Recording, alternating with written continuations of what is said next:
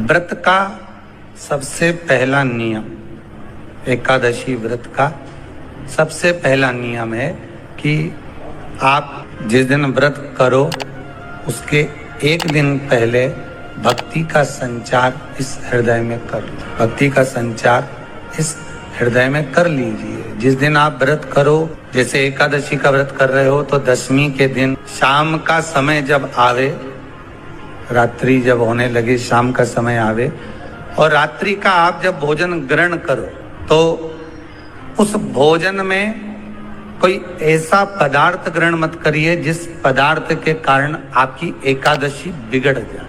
एकादशी का दूसरा नियम बहुत ध्यान से सुनिएगा। जिस दिन आपकी एकादशी का व्रत हो उस दिन प्रयास करिएगा कि अपने हाथ से किसी भी वृक्ष की कोई पत्ती टूटे ना। अपने हाथ से किसी भी वृक्ष की, पौधे की, किसी भी वृक्ष की पत्ती अपने हाथ से ना टूटे। बहुत ध्यान दीजिएगा महाराज।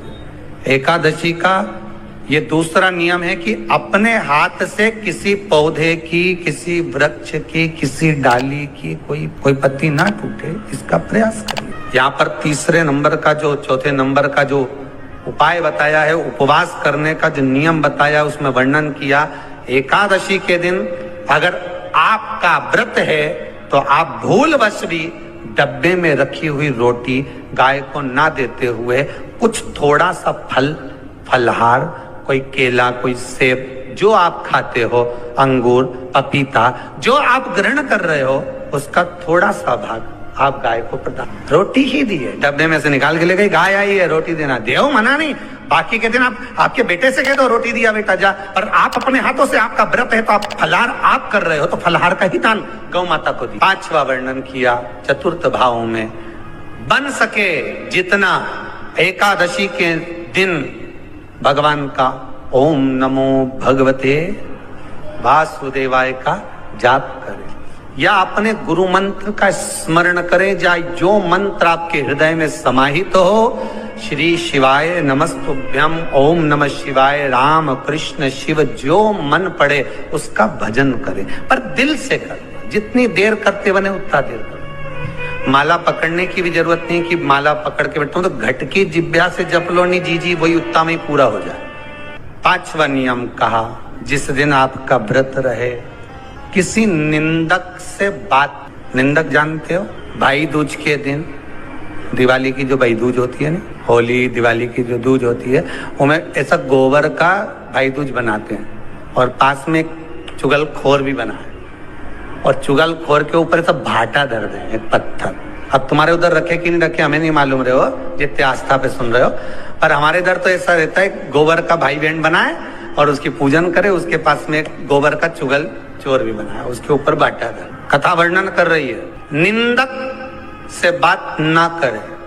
मान लो किसी ने आकर आपको निंदा कर भी दी तो तुरंत सूर्य नारायण भगवान का दर्शन करें और 3 बार उनका दर्शन कर कर नेत्र बंद करें, तब जाकर वो निंदा जो अंदर गई है, अंदर पवित्रता प्रदान करेगी, तब जाकर एकादशी का व्रत लगेगा। पहले तो प्रयास करो, अगर जो निंदा करने आता है ना तो उसको उस दिन एकादशी वाले दिन दरवाजे पे लिख दो।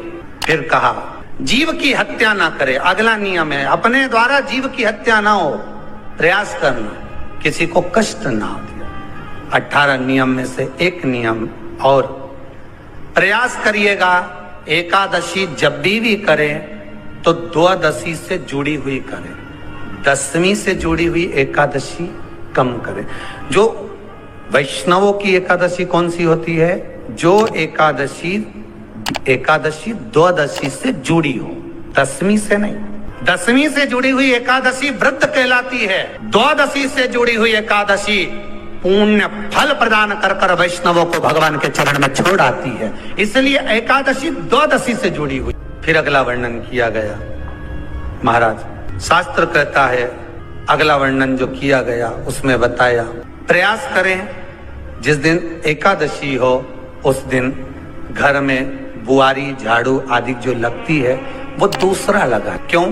उसका वर्णन है, अगर आप बुआरी लगाएंगे, झाड़ू लगाएंगे, पोछा लगाएंगे तो हो सकता है कोई जीव आपके हाथ के द्वारा मर जाए।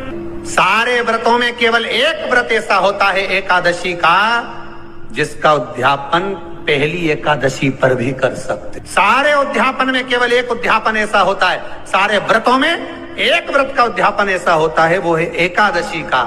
ये जरूरी नहीं कि 26 पूरी होगी तभी तुम करोगे, या तो पहली में ही कर लो या फिर 26 पूरी हो तब कर। पर उद्यापन, अब तुमको ऐसा लगे कि हाँ मैं अभी तो जीऊंगी हो, अभी तुम्हारा बाल भी धोला नहीं हुआ, तुमको ऐसा लगे तो अभी तो मैं तो बढ़िया, तो पहली पर करने से क्या फल मिलेगा?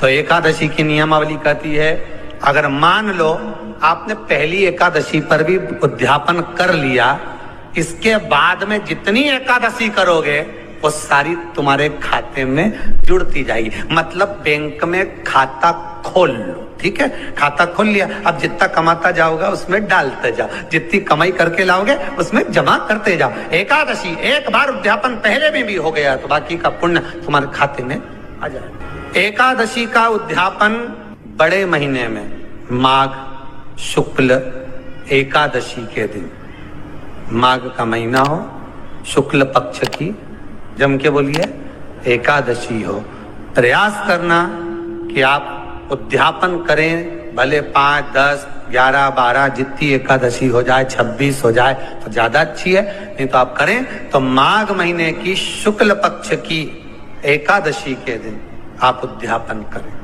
प्रयास बड़े महीने के अंतर्गत जो उद्यापन, हाँ चतुर्मास के अंतर्गत उद्यापन नहीं होता एकादशी का, बहुत ध्यान दीजिएगा। सावन भादो कुंवर कार्तिक जो 4 महीना होते हैं भगवान के शयन करने के, इसके अंतर्गत एकादशी का उद्यापन नहीं होता, और इसके अंतर्गत उद्यापन करना भी नहीं चाहिए। एकादशी का उद्यापन माघ महीने की शुक्ल पक्ष की एकादशी के दिन आप बहुत प्रेम से आनंद